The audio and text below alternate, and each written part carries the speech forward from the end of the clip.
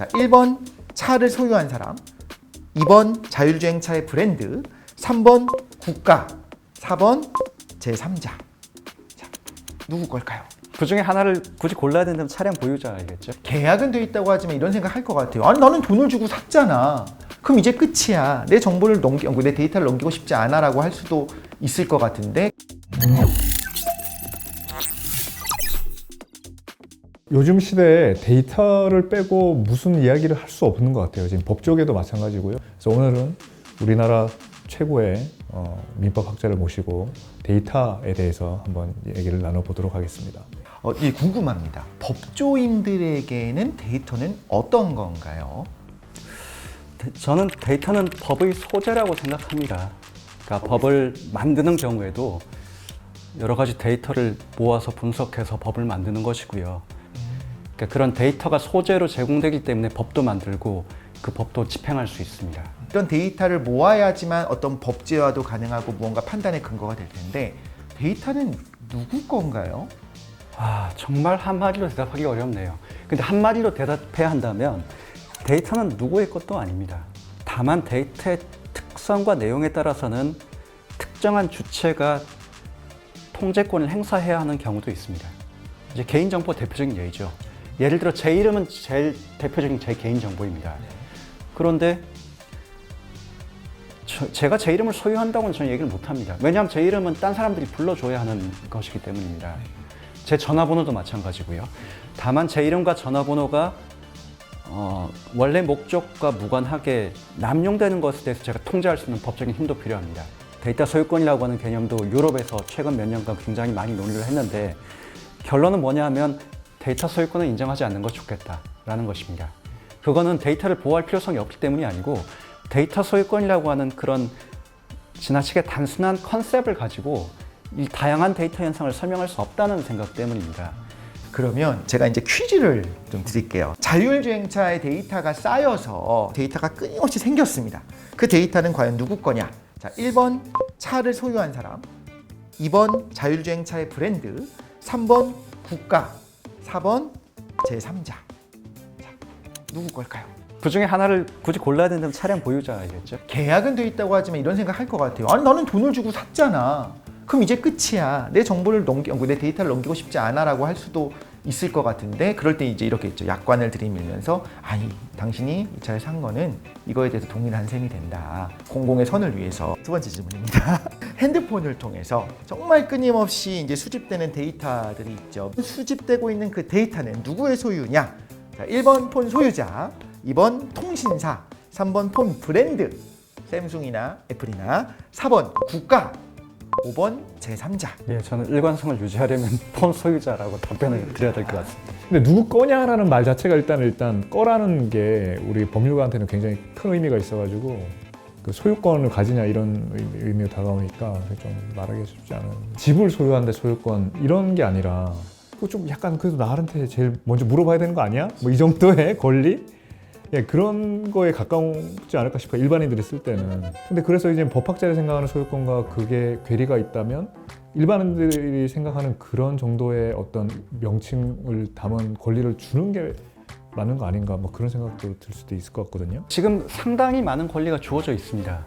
예를 들어 우리가 개인정보라고 부르는 그 데이터의 경우에는 우리나라의 개인정보보호법이 있는데 정부 주체에게 많은 권리가 인정되고 있죠. 근데 그걸 이제 개인정보 소유권이라고 얘기하지는 않죠. 그 아까 자율주행차 데이터 같은 경우에는 논의가 아마 앞으로 많이 있을 거고요. 작년에 독일에서 도로교통법 개정하면서 전체적인 방향성은 기본적으로는 자동차 보유자가 자율주행 데이터를 통제할 수 있어야 한다는 기조였던 것 같고요. 그런가 하면 그 2018년에 하버드에서 나온 그 법학저널의 논문을 보면 거기서는 기본적으로 자동차 제작사가 가져가는 것이 맞지 않냐는 그런 내용이 있었습니다. 그만큼 논쟁적인 주제입니다. 그런데 교수님 논문 중에 그 데이터 귀속에 관한 교수님 논문에 그 데이터 일반에 새로운 포괄적 권리를 부여하려고 하는 그런 시도들을 비판한다고 쓰셨어요. 데이터는 너무나 다종다양한데 그걸 하나의 포괄적인 단순한 틀로 규율하려는 것이 문제라는 것입니다. 사실은 분야별, 섹터별 규율이 맞죠. 한꺼번에 해결하려고 하다 보니까 그 실제 삶이 가지고 있는 복잡한 현상들을 그대로 담아내지 못한 거죠. 근데 또 이런 생각도 들어요. 중국의 어떤 얼굴 인식 기술 같은 건 거의 세계 최고예요. 왜냐하면 너무 많은 데이터를 마음껏 활용할 수가 있으니까. 다수를 위해서 그게 더 유리하다. 하나하나 언제 그걸 다 이제 그 사인 받고 해도 된다는 허락 받고 있냐, 이런 이야기도 나올 수는 있거든요. 그러니까 데이터를 통해서 이룰 수 있는 국부에만 초점을 맞춘다면 중국의 어프로치가 맞겠죠. 뭐 물론 데이터를 통해서 이룰 수 있는 가치들이 굉장히 많이 있겠지만 데이터를 통해서 침해될 수 있는 가치도 굉장히 중요한 것이고, 법의 두 가지 중요한 요소 중에 하나가 바로 균형인데요. 그런 두 가지 가치를 균형 있게 생각한다면 여전히 특히 개인 데이터에 대한 보호는 함께 가야 한다고 저는 생각합니다. 데이터는 굉장히 중요한 가치인 세상에서 데이터 독식, 격차 이런 문제는 분명히 생길 수밖에 없는데 이것도 해결할 수 있는 요소가 있을까요? 그런 의미에서 데이터 공유제가 이야기되고 있죠. 데이터 공유제는 어떤 특정한 데이터가 어떤 특정한 사업을 행함에 있어서 반드시 필수적인 도구라면 그런 데이터는 접근할 수 있도록 허용해줘야 한다는 그런 논의입니다. 그걸 통해서 경쟁 상태를 계속 살려나가는 어프로치 같은 것들이 지금 많이 논의되고 있습니다.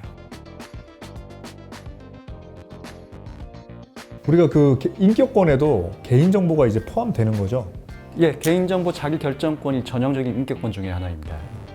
개인정보 자기결정권은 결국 그 정보 주체가 자신에 관한 정보, 즉 개인정보의 공개나 이용에 관해서 스스로 결정할 수 있는 권리입니다. 그래서 원래 개인정보 자기결정권은 1980년대부터 주로 논의되기 시작했고요. 독일 연방헌법재판소에서 그 개념을 사용했고, 그 이후에 우리나라에서도 헌법재판소나 대법원, 또 학자들이 많이 사용하고 있는 개념입니다. 우리 지금 권현준 교수님은 법무부 법무자문위원회 위원장이십니다. 위원장님으로서 이번에 미래신고 포럼 같이 하시면서 좀 혹시 소감 같은 거 하나 여쭤봐도 될까요? 다른 분야의 우수한 전문가들이 많이 참석하셨습니다. 저로서는 많이 배울 수 있는 기회이고요. 또 제가 가지고 있는 미약한 지식을 가지고 국가의 법정책 수립에 기여할 수 있는 좋은 기회라고 생각합니다. 너무 엄숙하게 얘기해서 죄송합니다. 코드하고 좀 다른데. 우리가 지금 데이터에 관한 논의가 어떻게 이루어지고 있고 어떤 법안을 만들려고 하고 있는지 한번 시청자들께 한번 설명해 주실 수 있을까요? 현재 민법엔 데이터에 대한 조항은 없습니다. 그런데 데이터가 우리 시민들의 삶과 굉장히 밀접한 관련성을 가지게 되었습니다. 그래서 민법이 시민법으로서 또 기본법으로서 생명력을 가지기 위해서 데이터에 대한 규율을 하면 좋겠다고 생각했습니다. 그래서 현재 위원들이 데이터 계약과 관련된 여러 가지 조항들을 만드는 작업을 하고 있습니다. 좀 더 정확히 말하면 디지털 콘텐츠 계약에 관한 이제 법을 만드는 건데요. 디지털 콘텐츠에 관한 계약법이 데이터하고는 또 어떤 관계가 있을까요? 데이터와 콘텐츠는 좀 다른 층위에 있는 개념이긴 합니다. 하지만 이제 디지털 콘텐츠가 결국은 데이터의 모습을 하고 있는 경우가 많이 있고요. 이제 그런 콘텐츠를 둘러싼 여러 가지 계약 관계가 있는데, 그런 계약 관계를 조금 더 바람직한 모습으로 가져갈 수 있도록 민법에서 여러 가지 조항들을 지금 만드는 작업을 하고 있습니다. 저도 또 하나 여쭤보고 싶은 게 있습니다. 저 같은 일반인들이 법에 왜 관심을 가져야 된다라고 생각하세요? 보통 법하면 재판을 떠올리는 경우가 많습니다. 근데 법이 재판 규범으로서의 의미도 가지지만 우리가 어떻게 행동하는 것이 가장 옳은 것인가, 가장 바람직한 것인가에 대한 행위 규범이기도 합니다. 법은 바로 그 부분에 관해서 수천 년간의 지혜가 축적되어 있는 분야입니다. 그래서 저는 모든 시민들이 올바른 삶을 살고 또 행복한 삶을 살기 위해서 법이 반드시 필요하다고 생각합니다. 네, 오늘 권현준 교수님 뵐 때마다 항상 많이 배우고 영감도 받고 이렇게 하는데 오늘 또 정말 좋은 시간이었던 것 같습니다. 그래도 첫 출연이었으니까 예. 어떠셨는지 한번 알려주시죠. 정말 이런 제 모습이 상상이 안 됐었는데 오늘 두 분이 너무 잘 이끌어 주셔서 아주 편안한 마음으로 이야기도 하고 심지어는 리코더까지 불게 됐습니다. 제가 앞으로 부끄러워서 어떻게 얼굴을 들고 다닐지 잘 모르겠는데 그래도 저에겐 정말 즐겁고 유익한 시간이었습니다. 대단히 감사합니다. 리코더를 보는 그 데이터는 이제 모두의 것이기 때문에 여기저기 이제 사용될 수 있을 것 같습니다. 제가 이칠 권리를 행사해야 될 것 같습니다.